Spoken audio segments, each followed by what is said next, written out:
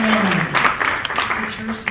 wanted to mention also that all of these panels, their products, if you go to YouTube and you enter in the name of their company, CES and TechWeb, we've done videos or photographs during the show of all of these products.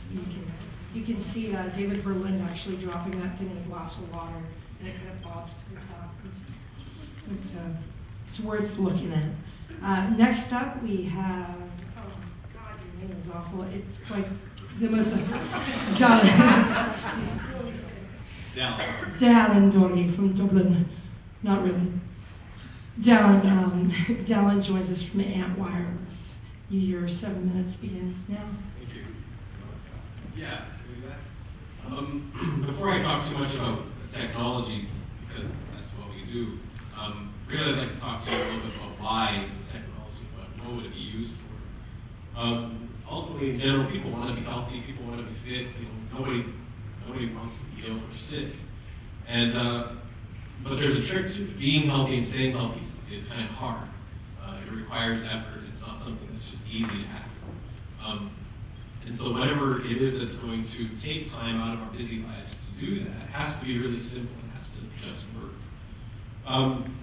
Studies always show that the more you track something, the more you chart your progress, the more likely you are to finish your progress or meet your goal that you're trying to get at. And if I finally get myself off the couch for 2 hours a week to go to the gym, if I'm able to actually track the progress that I do there, I'm more likely to get back the next week instead of watching people on Biggest Loser get in. I might do it myself.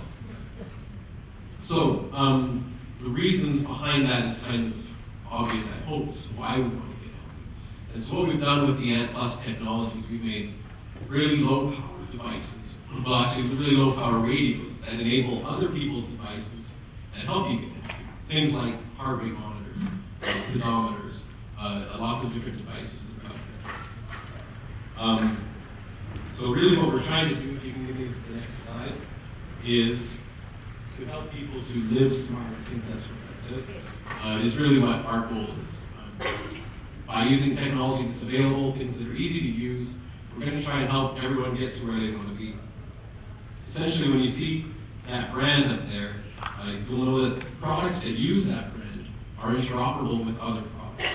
There's over 200 products in the market today, which really translate into about 13 million devices that are out there using the Ant Plus interoperable standards, which enable communication between devices. Now, it's a little bit tricky to talk about what interoperability means. So, if we can take the cycling world, for example, on the next slide. This is a picture of some cyclists. I don't know if you follow the Tour de France, but this is last year's Tour de France. What Ant Plus allows you to do as a manufacturer of devices is really focus on what your core competency is. So we have, none of those guys are riding a Trek bike, but for example, if you had a Trek bicycle, you're really good at making bikes, tires, frames, carbon frames, specializes the same way. Really good at that. Maybe not the best at creating wireless antennas and finding ways to make devices, but there are other people that are good at doing wireless antennas and making devices that measure your heart rate, making devices that measure how fast your pedal's going around, or your cadence, devices that measure how hard you're pushing on the pedal, what kind of power you're actually putting into the system. So there's lots of companies, Ceres, SRM, Garmin, lots of different companies out there that make these kind of devices, but don't necessarily have the ability to put it into a package all on their own.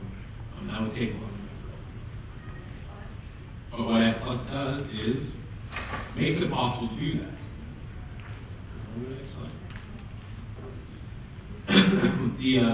And so for cycling, that's how interoperability works. You leverage your own core competency. And this slide shows what kind of the whole ecosystem is of the Ant Plus world. Not only do we do devices for cycling, but also for healthcare, wellness, running, fitness equipment, treadmills, ellipticals, blood pressure cuffs, weight scales, all those different types of devices. There's over 15 or 16 different device profiles that enable this kind of communication to happen. Next slide. So this is just a splash of some of the companies that do work with the Ant Plus standards. There's over 350 companies that are working with us. creating products to the standard. And like I said in the intro, one of our biggest announcements is, on the next slide, from Sony Ericsson, that they are putting Ant Plus into their devices going forward. So this will not only enable the enthusiast that wants to run a marathon or train for the triathlon to do that with some specific devices, but also for the average user to use a cell phone to track some of the information. So in your weight scale, your blood pressure, you can see trending information. And then once it's on a phone, you can get to the internet wherever it needs to go, your healthcare provider, family, or friends. You can tweet, you can Facebook, you can do what you want with your phone. It'll get there. I think I'm done. Yeah, next slide. Let's see what the next slide shows. Thank you. Wow, that was amazing. So this is good because I know that you guys have been running a little bit behind, and so we're going to try to get you back on track with your speakers and so on. Are there any questions in the audience before I start to wrap this up? In the front. Prices? Let's talk about pricing and just rapidly downstream. Let's Eva, what's the pricing on the Standard iPad? products, not Bluetooth, is between $199 and $149 in the promotional periods, and the Bluetooth product is between $250 and $200. Great, thank you, Dan. Between $299 and $499. Man with an Irish name lives in Canada. We sell little radio chips. They're like $2, but products are a very different place, so it depends what you think. Yeah, you sell the businesses. And finally, $60 retail. how much? Only $60 retail. $60 retail. Any other questions from the audience? It was a good question. Question a bit right here. How does Ant Plus plan to adapt when Bluetooth Low Energy replaces the low power energy sensors? I'm going to repeat that for tape. How does AMP Plus plan to adapt after Bluetooth Low Energy changes? Sure. Yeah. The difference between, when it comes to a technical perspective, we're going to be probably a little lower power, but really in the noise, from a technical standpoint, it's going to be similar.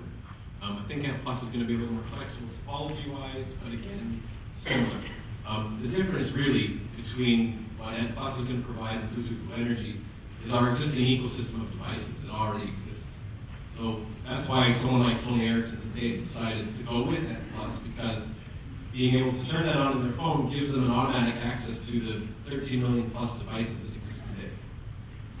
Going forward, once Bluetooth Low Energy has some momentum, they'll be able to do the same and use Bluetooth Low Energy in their phones as well and have the best of both worlds. So from our standpoint, we're just leveraging what exists now, the existing ecosystem. We've got great momentum in the cycling and running worlds. We're really branching into the health and wellness space very quickly. People have been asking for low power for a long time. We've been waiting on Bluetooth, and we have a solution for you today. So that's how we're moving forward. Any other questions in the audience? I'll take them. Going. Any more questions? I have a final question for all of the panelists. I used to hit venture capitalists, and they always asked me this, and it was the toughie. What is the biggest obstacle each of you faces? What's keeping you awake at night when you're saying between you and just phenomenal success, where you're a household name or close to it? I'll start with Eva. I've got two things.